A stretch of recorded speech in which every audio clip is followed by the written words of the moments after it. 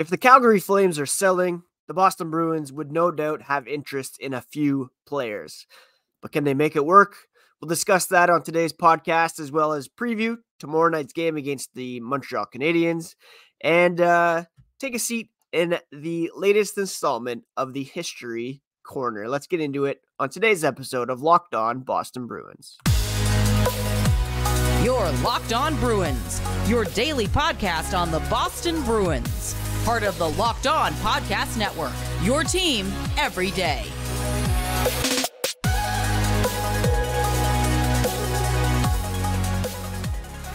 What is up, Bruins fans, and welcome back to the Locked On Boston Bruins podcast. I'm your host, Ian McLaren, and this is a daily show where we discuss all things Spoke to Be.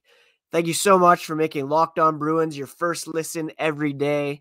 The podcast is free and available on your favorite podcast app, as well as on YouTube. We are part of the Locked On Podcast Network, your team every day. And today's episode is brought to you by GameTime. Download the GameTime app, create an account, and use code LOCKEDONNHL for $20 off your first purchase. Again, thank you so much for subscribing to Locked On Boston Bruins, for making it a daily listen. Please do so if you have not already. Just hit that subscribe button on your podcast app, on YouTube. Each new episode automatically added to your feeds for you to download, listen, and enjoy. Thank you also for bearing with me as I fight with this epic cold this week. All right, let's get into our main topic for today, which is the Calgary Flames, seemingly on the verge of a fire sale, perhaps. It's been a brutal start for this team, despite the fact they did win last night against the Vancouver Canucks. A very impressive 5-2 win for Calgary over a team that has been red hot to begin the season. Is it enough for them to have renewed faith in the core they have there, or will they be looking to move some pieces, as has been widely reported? Nikita Zadorov has made a public trade request. He has 1 year remaining on his contract at $3.75 million per season. They have quite a few impending unrestricted free agents on the books. Christopher Tanev is another decent option. And we all know Don Sweeney has long coveted Noah Hanifin, who was drafted 5th overall in 2015, a native of Boston, and he was a guy that they tried to trade up for in 2015 in order to draft. With those 3 picks in a row, they tried to flip them to Calgary in an attempt to move up and draft Hanifin. Didn't work out, but it has not changed the Bruins' desire to add a player like him. And he's 26 years old, making $4.95 million, due a raise on his next contract. Do the Bruins pursue him in the trade market, or do they wait and see what can happen this coming offseason in free agency? Another guy up front who's clearly in the Bruins mold is Elias Lindholm. He's in the final year of a deal that will pay him $4.85 million. Again, that's prorated at this point. So if the Bruins were to acquire him, they'd be on the hook for the balance of that over the season. You know, Jonathan Huberdeau's not going anywhere. Nazem Kadri has said he doesn't want to be part of a rebuild, but 33 years old, $7 million per season for another 5 after this one. 6 maybe even. It ends at 2028-29. So that's going to be a hard contract to move for sure. So if the Bruins had any interest, it would be Zadorov, Hanifin, and Lindholm. Can they make that happen, though, is the question. And here's the thing with the Bruins. It's no secret that they have, let's say, limited assets to work with when it comes to trades, because they've kind of been there, done that. They have a conditional first-round pick that has already been sent to the Detroit Red Wings. Just as a reminder, it's a 2024 pick, unless the Bruins finish in the bottom 10 and would pick in the top 10, which at the moment, barring collapse, doesn't seem like it's going to happen. So let's just assume Boston's first-round pick is going to Detroit this year. They don't have a second-round pick. That was traded in 2022 to the Ducks as part of the Elias Lindholm trade. They also don't have a third-round pick. That was part of the deal with Washington and Minnesota, where it ended up with Washington for Dmitry Orlov. So no first this year, no second this year, no third this year. That's going to limit what they're able to do in trades. They also don't have a second next year, as that was also part of the Dmitry Orlov Garnet Hathaway deal. So that's going to be tricky for the Bruins to do anything that way. Now, if we're talking like one for one kind of thing, Matt Grzelcyk is an unrestricted free agent this coming summer, $3.6875 million. So conceivably, you could flip him for one of those guys who's making more than him. The Bruins currently have projected deadline cap space of $4.25 million. So they could add, but still, it's going to be pretty tough for them to do that. Don't forget, Morgan Geekie's injured, Matt Grzelcyk on long-term injured reserve, so that, as well as Milan Lucic, so that's pretty much the cap space that they have available right there. So, limited draft capital to work from. Do you want to part with a Matt Patra or Fabian Lysell? Probably not. Do you want to trade some guys on the farm that are perhaps second tier?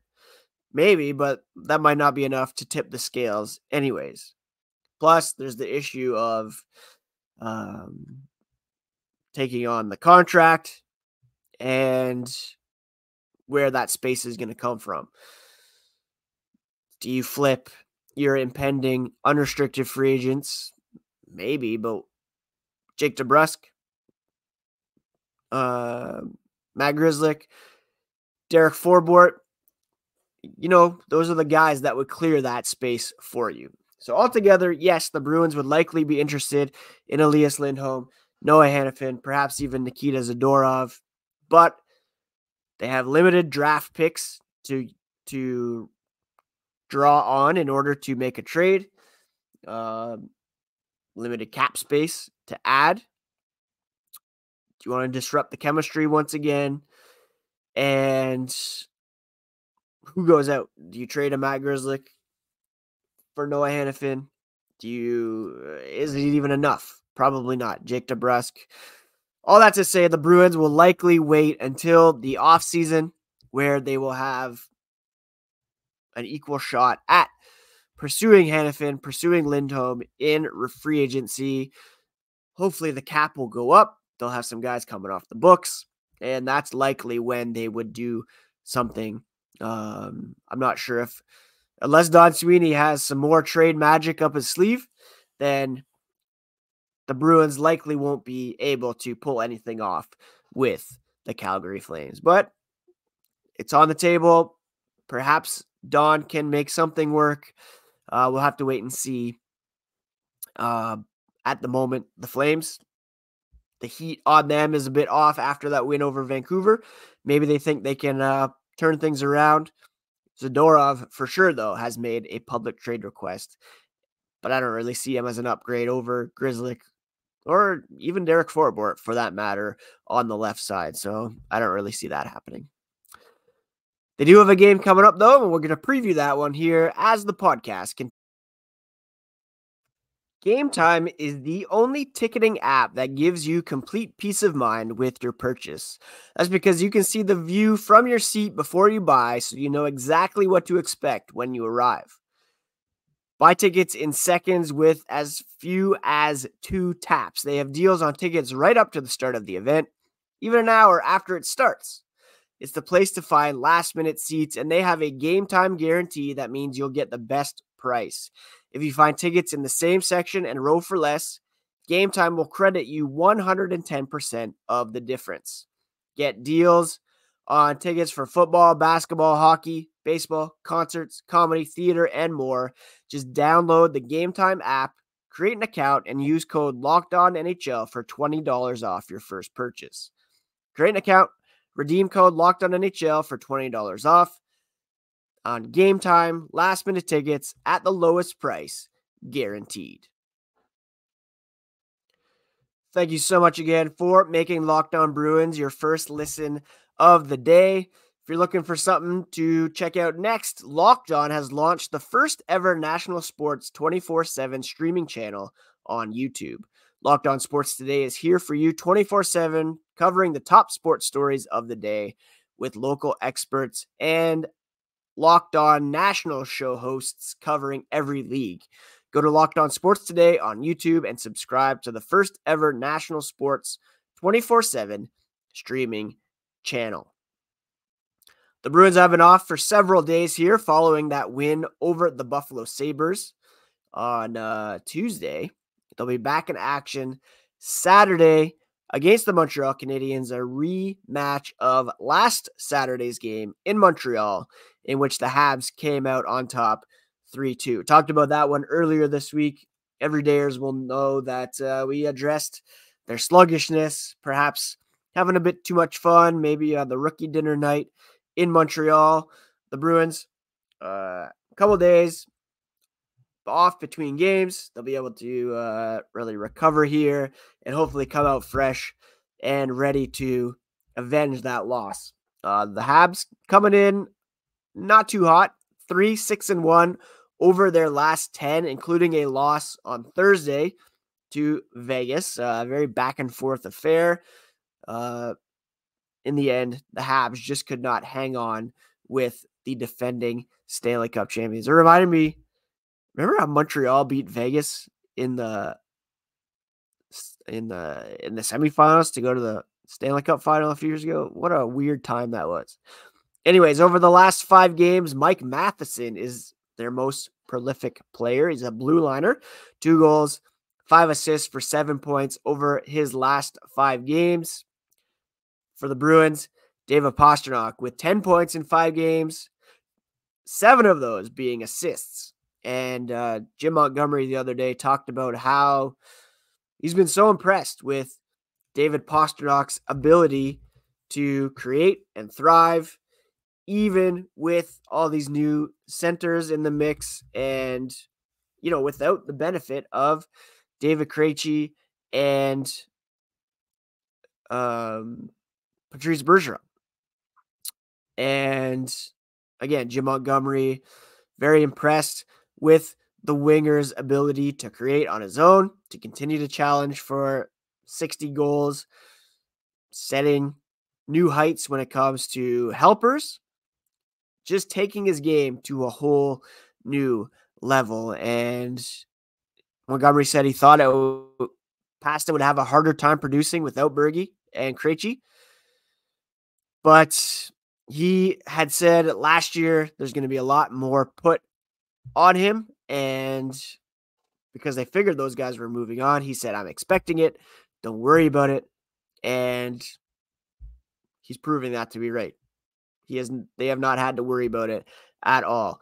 He said Pasta's become more of a puck possession guy and being more creative with the puck, helping guys like Zaka, Marchand, and the proof is in the pudding. He's off to an amazing start. 10 points over his last 5 games. Charlie Coyle with 4 goals over the last 5 games for the Bruins to lead in that category. Now, it will be Jeremy Swayman back in the net after he played last Saturday, mixing it up with some Canadians challenging Sam Montembeault to skate down the ice. He's got that dog in him, and he's got the numbers to back it up. 6-0-1, 944 save percentage. They could go back to Montembeault, who's got a 908 save percentage. Charles Lindgren played very well. Caden Primo played very well for them last night against Vegas. Jake Allen with a 911 save percentage. So could be either of those guys in net. Now the Bruins, of course, still the first-ranked penalty kill.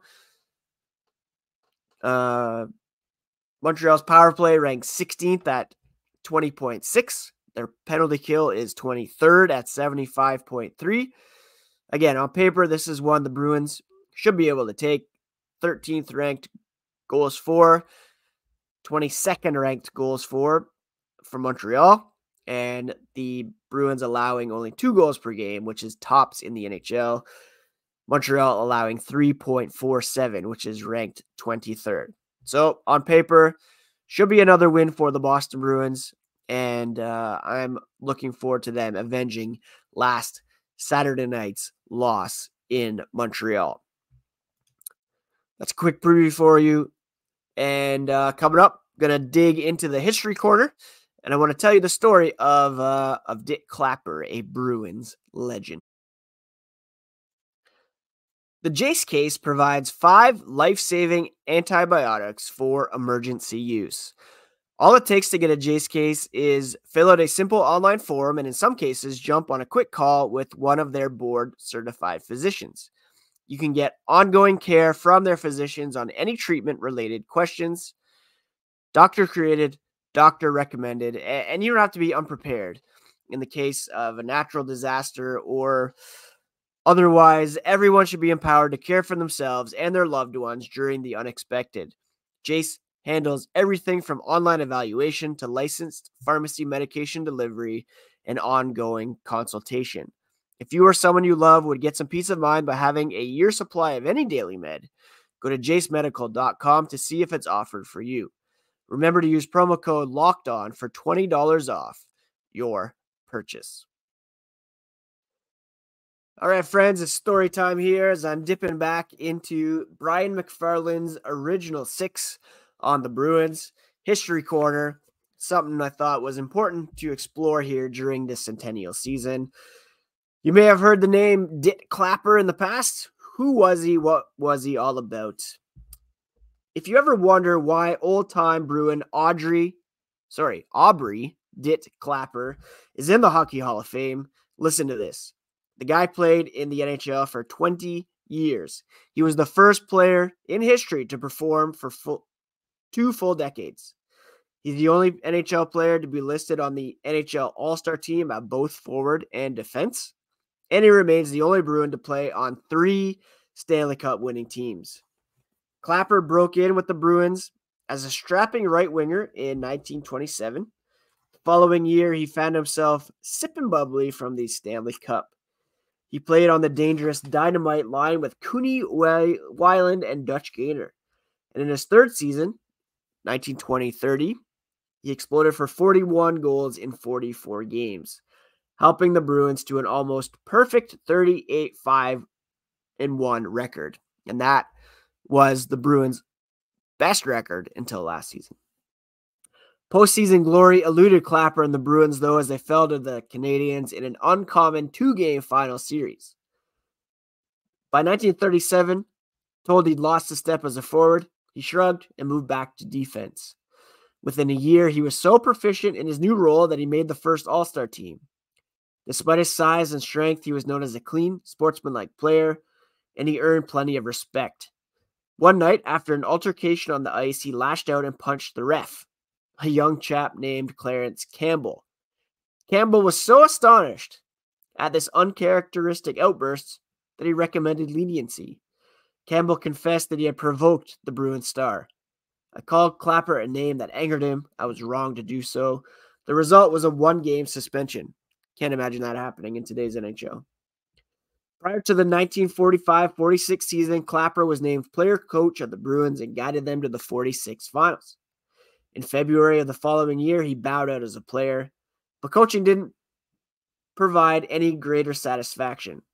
I found it difficult coaching players who were my longtime friends, he said. He resigned after the 48-49 season. The Bruins, always in the playoffs under Clapper, missed the postseason scramble the following year. In Fort George, British Columbia, a few years ago, this would have been in the 90s, I encountered Clapper's son Don managing a fast food outlet. This, of course, according to Brian McFarland, the author. Was Don a player in his youth? Yes, but not a star like my dad. The highlight of my career was being invited to the training camp of the Barrie Flyers. His roommate was Don Cherry. Cherry made the club, and I didn't. Don Clapper talked about his father's strength and stamina. He mentioned the time his father was seriously injured one season. He severed a tendon in a game, and it was a horrible injury. 100 stitches inside and another 100 outside the wound. The doctor said he may never skate again, that he'd be lucky to be able to walk. He was back on skates the following year. He was a tough and durable player he had to be to survive 20 seasons in the NHL. The young Clapper frowned when he recalled the time someone suggested the Bruins bring his father's number 5 out of retirement. When the Bruins acquired Guy Lapointe from Montreal, Lapointe told him he wanted to wear his old number 5. And the Bruins would have given it to him until his sister Marilyn, who lives back east, got involved. She made it very clear the family was not in favor of giving the number to Lapointe. Then Bobby Orr got involved. He supported Dit Clapper's daughter by saying if they're going to unretire number 5, which honors a Bruin who gave so much to the game, they might as well unretire number 4. I heard that Orr told Leo Monahan, the well-known Boston hockey writer, that Lapointe couldn't carry Clapper's jockstrap. The thought causes the younger Clapper to chuckle and add, he's right, of course. Clapper, the Bruin, was fast-tracked into the Hall of Fame in 1947, 2 years before he retired as Boston coach. No one should be surprised when he's mentioned in the same breath as Orr and Bork, Shore and Schmidt. He was that good. Dit Clapper died in 1978. This is a great exercise for me. I'm not super familiar with some of these Bruins legends. Dit Clapper, number 5, a true Bruins legend, and some of the stories are pretty crazy. Hope you enjoyed that. Little jaunt down into the history corner. I hope you have enjoyed this week's episodes. Thank you for bearing with me again through this cold. Hopefully it's all cleared up by Monday when we will recap Saturday's game against the Canadiens and look forward to what will be a busy week for the Bruins next week. Check out Locked On Sports Today, 24/7 streaming on YouTube. Please do take care of yourselves, take care of each other, and we'll talk to you again here next week on fresh episodes of Locked On Boston Bruins, part of the Locked On Podcast Network, your favorite team every single day.